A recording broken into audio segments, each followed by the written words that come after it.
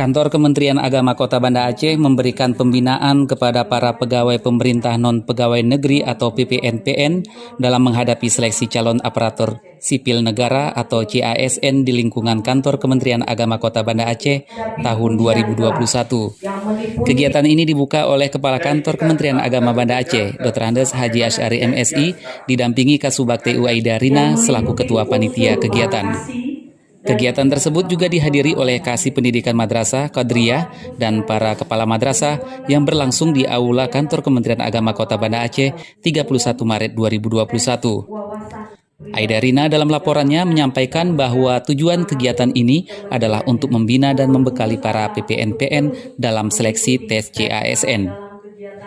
Aida Rina menegaskan, yang terpenting adalah memberikan semangat kepada PPNPN agar tidak pantang menyerah dalam mengikuti tes seleksi CASN dan yakin akan lulus.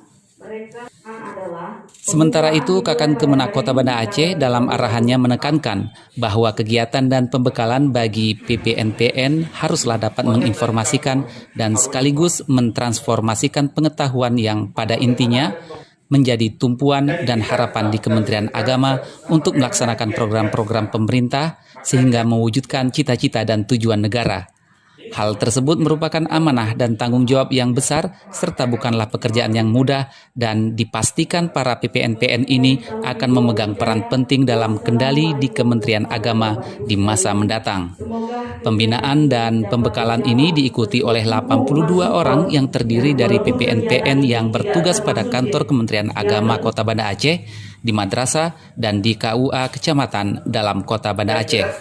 Tim Liputan, Kemenak Banda Aceh melaporkan.